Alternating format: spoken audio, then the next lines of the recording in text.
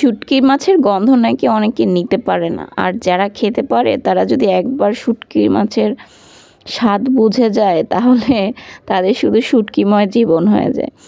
তো আমার শুটকি মাছ এত বেশি পছন্দ যে আমি ফ্রিজে রেখে রেখে তারপরে শুটকি মাছ খাই। তো আজকে সকালে শুটকি মাছ দিয়ে আমি সকালের নাস্তা খেয়েছি। তারপরে এখানে দুপুরের জন্য রান্না বান্না চলতেছে। আম্মু রুটি বানিয়েছে, সকালের জন্য আবার কিছু রেখে দিয়েছে। তারপরে ভেন্ডি ভাজিও বসাই দিয়েছে দুপুরের জন্য। আর এখানে কিছু আমি গ্রেট করে নিয়েছি, এটা কাসুন্দি গোল, তারপরে মরিচ, লবণ, একটুখানি চিনি দিয়ে মাখিয়ে নিচ্ছি। পাশে আমাদের তাবাসসুম কাজ করতেছে, সে লবণ উঠাচ্ছে। তারপরে এখন আবার আমার আমের ভর্তা দেখে জিভে পানি চলে আসছে। তো তাবাসসুমকে একটা বাটিতে উঠায় দিলাম, আবার ও চিনি অ্যাড করে নিতেছে।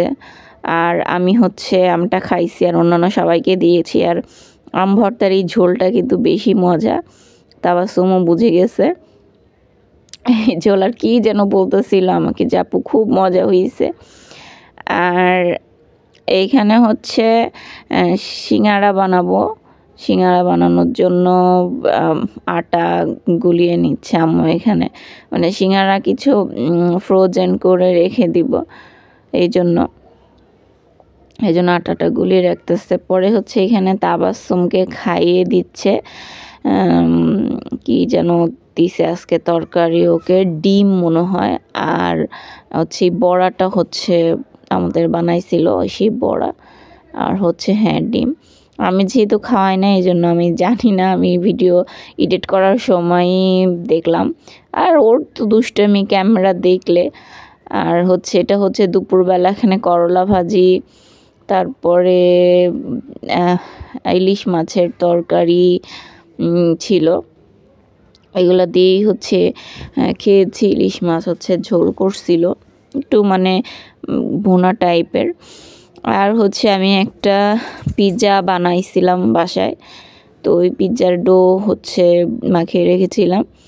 আর এটা যখন ফুলে গিয়েছে তখন কড়াইতে বসাই দিছি। ওভেন নাই, কি করবো, এই জন্য গরিবের পিৎজা, প্যান পিৎজা। আর এটা সিঙ্গারা, তো হাত দিয়েও বানাইছি কিছু। আর এটা আমি একটা ভিডিওতে দেখছিলাম যে একটা রুটি দিয়ে 8টা সিঙ্গারা বানানো যায়।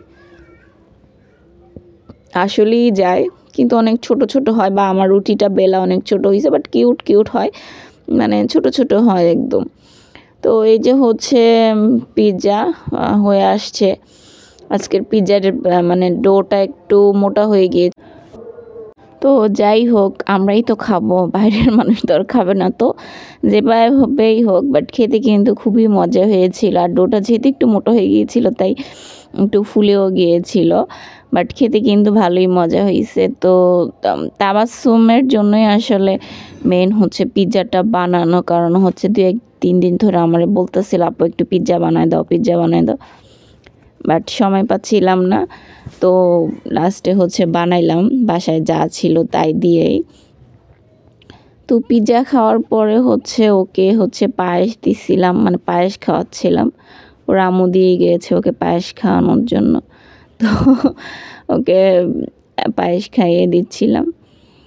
তো এই তো আর একটা আপনাদের জন্য সারপ্রাইজ, এটা আমাদের পুতুল তাবাসসুম। ও সেদিন সাজতে চাইছিল, তো বলতেছে আপু আমাকে একটু সাজাই দাও।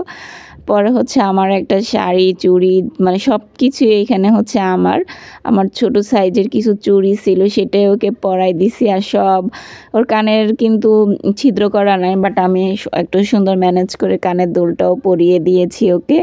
আরও একটা গানের তালে তালে নাচতেছিল এখানে। আর যেহেতু কপিরাইটের একটা বিষয় আছে, এই জন্য আমি আর কি গানের সাথে নাচতেছে সেটা আর অ্যাড করে দিলাম না, বাট ওটা কিন্তু অনেক সুন্দর লাগতেছে মাশাআল্লাহ।